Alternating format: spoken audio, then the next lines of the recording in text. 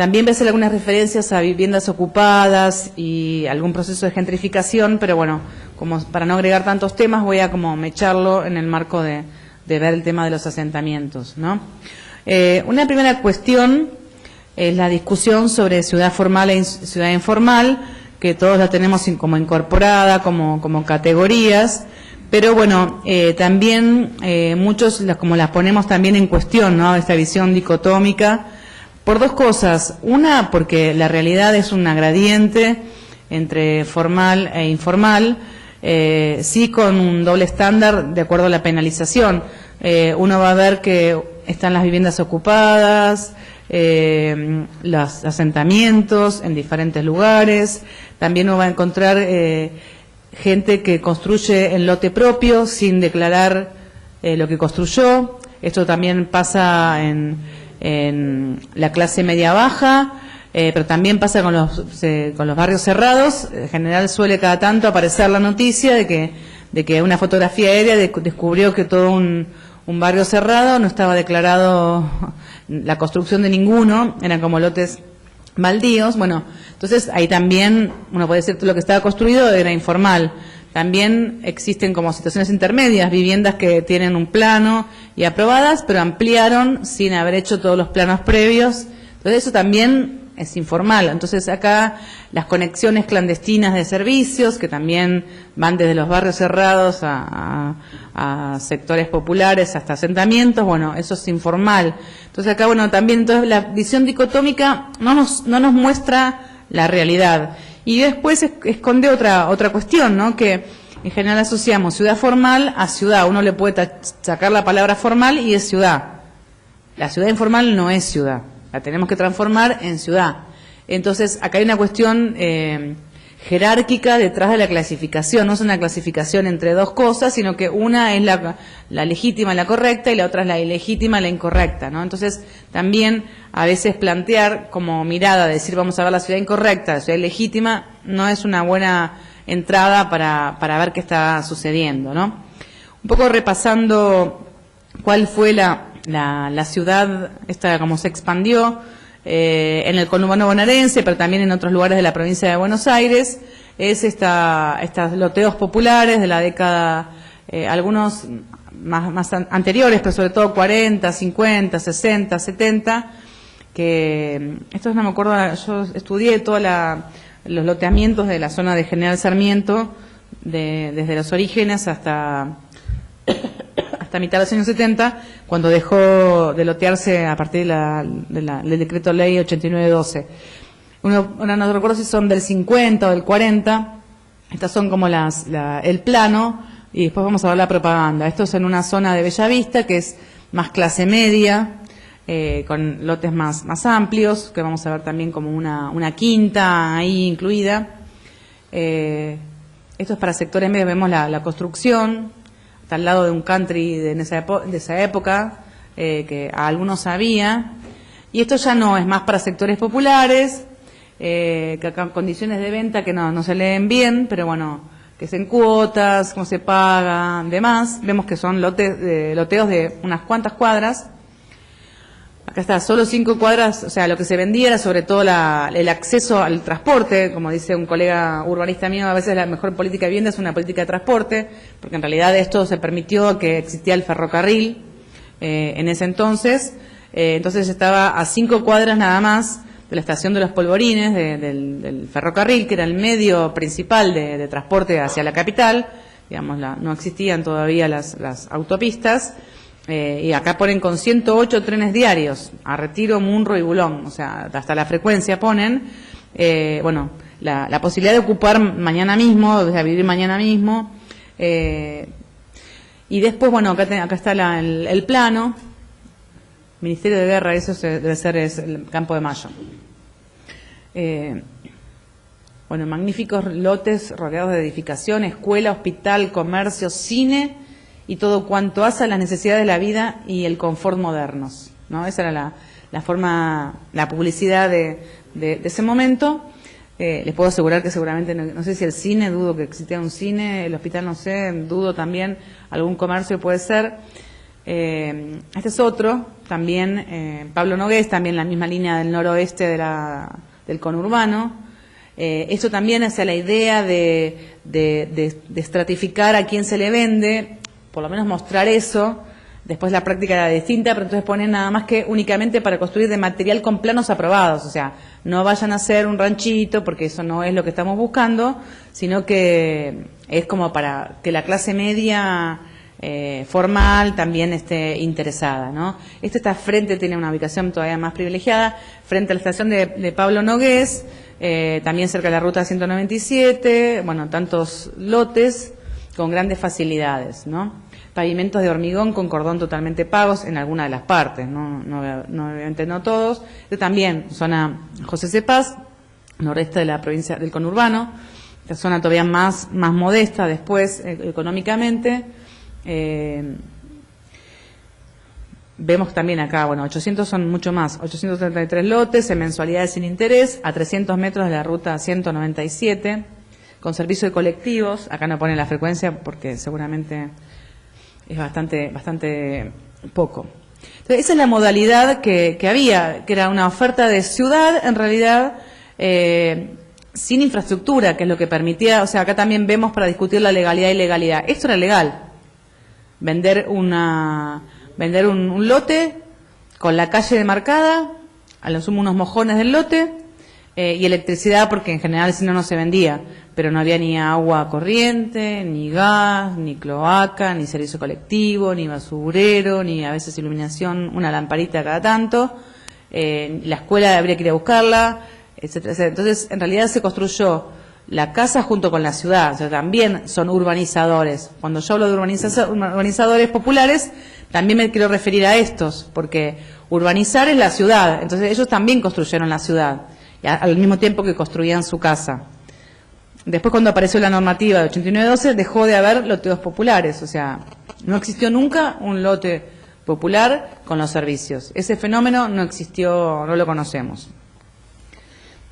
Pero era legal. La informalidad, lo que solemos llamar como informalidad urbana, pero digo, es mucho más amplia. A veces es difícil pelearse con una categoría, porque la categoría en realidad muchos la entienden. Bueno, está las villas, que tienen que ver sobre todo con la trama irregular, tiene una expresión topográfica. Los asentamientos, también conocidos como toma de tierra, donde la trama urbana es regular, rectangular, sigue el mismo parcelamiento que un loteo popular. Si yo muestro un asentamiento y el loteo que les mostré recién, el plano, es exactamente igual. Incluso reservan espacio para plazas, para polideportivos, para centros de salud, para la asociación vecinal, para una iglesia, demás, ¿no? Entonces tiene otra expresión territorial, que después podemos analizar un poco más, que digamos las villas surgen sobre todo, digamos, en una etapa, surgieron a fines del siglo XIX o a principios del siglo XX. Una de las primeras es la Villa 31, que surge en 1930, Villa de Desocupación, y que también acá a veces hay una cuestión a registrar, que es que en muchas el Estado tiene bastante que ver, digamos. En el caso de la Villa de Retiro, era 1930, crisis mundial, había toda una serie de personas que trabajaban como jornaleros día a día en el puerto, que era uno de los principales lugares de demanda de mano de obra, quedaron sin empleo. Entonces hicieron ollas populares y el Estado les permitió que habitaran en algunos vagones desocupados, o construyeran después unas pequeñas casitas que también le habían dado para los que estaban totalmente desocupados y no tenían forma de resolver su vivienda. Contra también el imaginario popular, los primeros villeros sobre todo eran polacos e italianos, o sea, frente a toda la idea, digo, eran bien gringos los primeros villeros. Lo que hacían incluso era esconder sus documentos, porque todavía estaba vigente se llama la ley de residencia o la ley Roca, que era todos los inmigrantes sobre todo transatlánticos, podían ser deportados. En general conocemos más por ser comunistas, anarquistas, por su activismo político, eso eran deportados. Pero también existía la cláusula que podían ser deportados por pobres, o sea, el migrante si era pobre podía ser objeto de deportación. Entonces lo que hacían estos polacos y italianos, sobre todo polacos, en número, era esconder el documento, para cuando venía la razzia no los podían deportar, ¿no? Entonces surgen las villas con una idea de, acá tengo unas imágenes, de transitorio, porque era primero producto de la migración, bueno, después paso a las fotos, de la migración rural-urbana, en la década, sobre todo la década del 40 y 50, y parte del 60, ya después de los 70 casi no había migración rural-urbana porque el país estaba prácticamente toda población urbana. Y en los 60, 70 comienza también la migración de países limítrofes. Hay una idea al inicio de transitoriedad, porque el migrante que llega, la villa era la puerta de entrada a la ciudad. Tenía la idea de comprarse un lote, como los que mostré yo recién, en el conurbano o en un lugar, construir su propia casa y dejar la villa, ¿no? Pero esta transitoriedad se fue convirtiendo en permanente, porque a veces ese lote estaba muy lejos, porque era difícil construirlo, y porque algunos tampoco habían comprado el lote, ¿no? Algunos en algún momento esperaban vivienda de interés social, bueno, por muchas razones esto quedó como permanente. Hoy día uno puede encontrar que la gente que habita la villa, algunos consideran también como que están ahí por poco tiempo, si planean ir, sobre todo los que llegaron más recientemente. Hay ya generaciones nacidas en las villas de la capital y conurbano, y se pierde un poco la idea de transitoriedad. Muchos lo consideran como el lugar donde van a vivir y quieren vivir y pelean por mejoramiento del barrio y en algunos casos también regularización dominial. Y en otros casos también es como, bueno, el único lugar que conseguí, la voy viendo. Hay muchas, no hay una sola forma de habitar la villa. Pero sí cambió el sentido, en el sentido histórico de transitoriedad a el hábitat en el cual se vive. En cambio, los asentamientos surgieron en 1981 en el sur del conurbano, que está muy vinculado a un activismo de la Iglesia Católica, de las comunidades eclesiales de base, que se encontraban en la periferia recibiendo mucha gente que había sido desalojada de la capital por la dictadura, que habían perdido también el alquiler por la demolición por hacer las autopistas, porque se habían indexado los lotes, porque también junto con la dictadura, con las políticas económicas liberales, se produjo dos fenómenos: una, la desindustrialización, porque con esto de abrir la economía al mercado cerraron muchísimas fábricas, y también incluso caída del salario real, digamos, no había sindicatos activos y demás.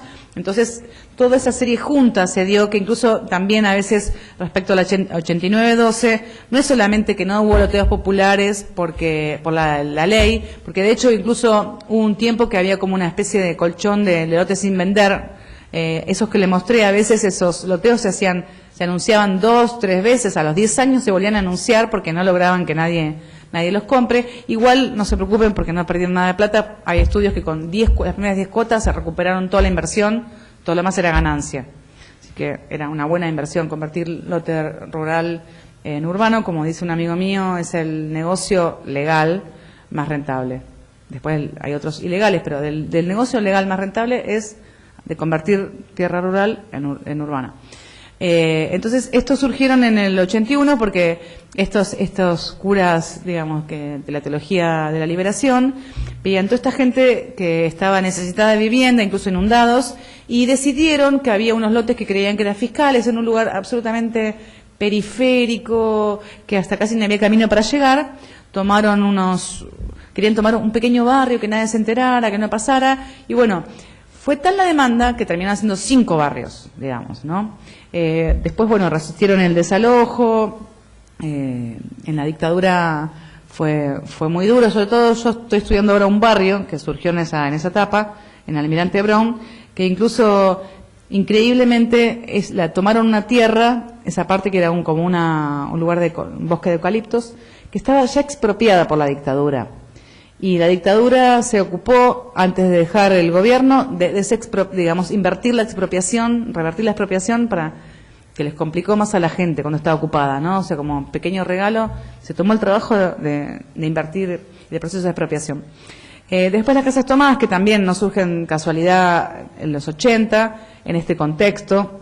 En algunos casos también son fábricas ocupadas, en varios casos. Los hoteles pensión están en una zona gris y los inquilinatos también, aquí hay un error de ortografía, una zona gris particular. Bueno, después hay toda una discusión sobre la cantidad de habitantes, que ahora lo vemos. Una cuestión fundamental digamos, cuando buscando una definición de villa o asentamiento popular o informal, en realidad me parecía que más que describir la tipología, la topografía, los actores sociales, era como una síntesis pensar que son fragmentos de ciudad sin estatus de ciudad, digamos, ¿no? En la clasificación formal e informal indica una jerarquía y en realidad es la negación de ciudad, la no ciudad. Por eso hay que urbanizarlos. Si fueran urbanos no haría falta urbanizarlos. Entonces acá, primera cuestión, ¿no? Y después la segunda cuestión es que viendo acá de vuelta con las reglas y demás, no debe pensarse tanto como una violación a la norma, porque bueno, porque ocupan propiedad privada, sino que en realidad hay como un espíritu de adaptar la norma a lo que se puede en la práctica real. Y segundo, digamos, la paradoja es que no se cuestiona el estatuto de la propiedad privada, sino que en realidad lo que se quiere es ser parte de ella, digamos, ¿no? Esto es también una cosa muy particular de países como la Argentina, donde la mayoría de las personas son propietarias de la vivienda que ocupan. Hay países donde esto es un 5%, entonces la mirada, la perspectiva es totalmente distinta, o muchos países europeos tienen grandes cantidades de vivienda de interés social en alquiler social, con lo cual también es otra relación con la vivienda. Después, una cuestión que es una opinión más personal, no está bueno, porque yo escucho muchas veces estos guetos, se guetifica. Para mí no está bueno llamarlo guetos, porque en realidad es como construir todavía más fuerte esta barrera simbólica, digamos. Porque primero en realidad hay toda una cuestión, como plantean algunos autores como Bacant y demás que estudian el gueto. El gueto tiene, por un lado, una connotación de que es un sector de la ciudad que el Estado les asignó a ciertos grupos sociales, o sea, no podían vivir de otro lado. Les construyó vivienda, como el gueto norteamericano, y había una cuestión racial, además, en particular, y los asentamientos de la villa no son exactamente eso, porque ocuparon los lugares que pudieron, pero no es que les están asignados ese lugar para ellos sí o sí. Al contrario, a veces desafían el orden urbano cuando están en espacios centrales, ¿no? Entonces, para mí, cuando hablamos de que son guetos, en realidad estamos construyendo barreras simbólicas más fuertes, porque si uno además también no permite ver el aporte que hacen estos personas que habitan en estos barrios al trabajo de los habitantes a la economía urbana, que sobre todo son las principales mano de obra del empleo doméstico y el trabajo en la construcción, ¿no? Entonces, algunos hablan de la paradoja de que construyen la ciudad formal y viven en la ciudad informal, ¿no? Entonces, creo que eso no está bueno hablar de guetos. Voy a pasar por alto el crecimiento. Sí está claro que dos cosas, que es un fenómeno que crece más incluso que la población a veces formal, o sea, en términos relativos. Acá hay un subregistro, pero por ejemplo en la capital pasó de un 3,9 a más de un 6%, ¿no? Hay una etapa muy fuerte en la dictadura, que pasan de 213.000, esto tampoco son datos a veces muy exactos, porque es muy difícil registrar, pero se supone, hay algunas fuentes que hablaban de 213.000. O sea, era tan fuerte, y lo que dice Oscar Oslak es que desafiaban el orden urbano porque eran tantos en la capital que no mostraban la pobreza permanentemente, y fueron erradicados y pasaron a 37.000. Después se repobló en la democracia, y es un fenómeno que crece. Hoy digamos que esta cifra es mínima, es muchísimo más, es mínima en relación a la realidad. En una ciudad que vamos a ver que se permanece intacta en cantidad de habitantes de 1947, esto es la capital, ¿no? La cantidad de habitantes permanece igual, pero la cantidad de población en Villa se va casi duplicando cada 10 años. En el conurbano no está todavía la cifra de cuánto es, pero se está haciendo como todo un nuevo registro. Sí, también una cosa muy particular, y quizás uno de los de la sorpresa del censo del 2010 es que dio, que no se sabe por qué, pero el área metropolitana está creciendo más que el promedio nacional. Esto es una tendencia que digamos, una sorpresa, porque la tendencia es desde 1980 a que crecen las ciudades intermedias y la macrocefalia urbana de la Argentina estaba decreciendo. Sorpresa, en el censo 2010, el área metropolitana de Buenos Aires creció en promedio más que el promedio de la Argentina. Entonces, bueno, un desafío. Y después una cuestión que vamos a ver en particular, esto es en población. Vamos a ver que la mitad de los asentamientos, la gente que vive en asentamientos vive en la zona sur.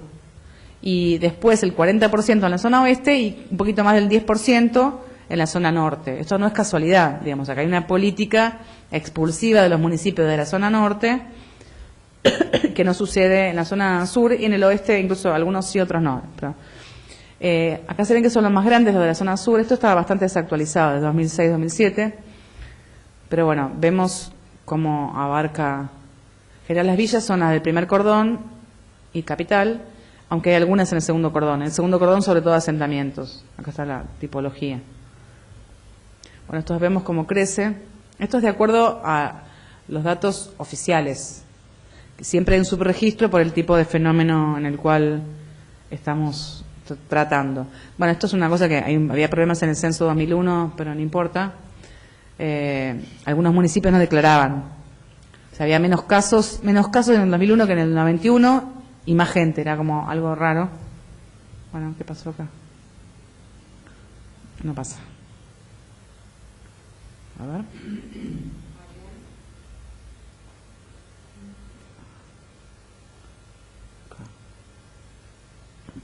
Bueno, una cuestión a pensar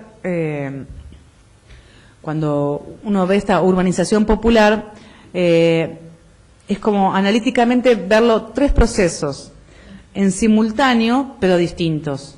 Uno es la producción de suelo o el abastecimiento, conseguir suelo urbano. Otra cosa es dotarse de infraestructura y otra cosa es construir la vivienda. Son tres procesos en paralelos pero distintos, ¿no?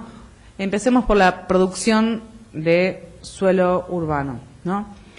En estos casos tiene que ser siempre una forma de acción colectiva, que a veces es como planificado, alguien tiene la información, a veces es información errónea de que es tierra fiscal, a veces es con alguna organización eclesial, política, pero a veces es simplemente alguien que aprendió cómo se hace y se animó a tomar tierra. O en el caso de las villas tenía como más un efecto agregado, es que una familia venía, después venía otra. Eso es en general como el modelo tipo de un asentamiento de una villa. No siempre es tan así, ¿no? Y implica una autourbanización, porque ellos solos construyen ciudad, ¿no?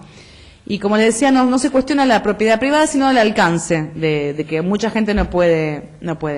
El resultado es un loteamiento informal, más complejo en cuanto a lo que son los polígonos en las villas que en los asentamientos. Pero bueno, ¿y qué permiten? Una resolución rápida del problema del acceso al suelo urbano a un costo alto en cuanto a las condiciones de vida, ¿no? ¿Por qué? Porque vamos a ver, sobre todo los asentamientos. Yo tenía un conocido, un dirigente de asentamientos, que a veces iba a ver a gente, altas funcionarios de la provincia de Buenos Aires, a decirle: nosotros no queremos tomar tierra, queremos tierra, y te lo aseguramos que no queremos porque en cada toma muere algún chico de diarrea estival. Bueno, hay muchos problemas respecto de eso. Entonces, es muy duro la etapa inicial del asentamiento. Yo justo estoy ahora volviendo a reconstruir la historia de este asentamiento de Almirante Brown, y contaban todos los relatos de cuando pusieron la primera bomba, de cómo acarreaban agua durante no sé cuántos años, se turnaban para la única bomba que tenían. Bueno, entonces vamos a ver que es un proceso gradual, ¿no? Primero está el lote vacío en un día, después la vivienda precaria, la vivienda definitiva y la infraestructura y el equipamiento, ¿no? Hay muchos autores que plantean que esta modalidad de urbanización es totalmente contraria a la ciudad que llamamos legal, que es primero se construye, digamos, primero se compra el lote, después se construye y después se habita, y acá es primero se habita, después se construye y después se accede a la propiedad del lote, ¿no? Y esto, digamos, que permite este proceso de autourbanización también, digamos, albergar a parientes o allegados en caso de necesidad. Este lote se adapta a construir más lugar, más cuartos a todos los que necesitan, ¿no? Se caracteriza por la presencia, digamos, de formas de reciprocidad en el inicio, como les decía, la primera bomba que todos comparten, se ayudan en las construcciones, en la información, en el cerco policial. Y acá vamos a ver que siempre para conseguir la propiedad del suelo hace falta que sea, es un fenómeno colectivo. Nadie pelea en una villa por su lotecito que se regularice. Hace falta de una acción colectiva, de una instancia colectiva, ¿no? No se puede resolver el tema de la regularización dominial una familia sola, eso imposible. En cambio, vamos a ver que la infraestructura es mucho más compleja, hay muchas más alternativas, ¿no? Primero, en el agua corriente, que nos pasa a nosotros, en otros países no, perforamos y sale agua potable. Entonces, muchas familias lo hicieron individualmente, ¿no? Primero se compartía el agua y después cada uno hizo su propia provisión de agua. En otros casos hicieron un tanque comunitario, como una red. Eso en general cuando había asesoramiento de ONGs.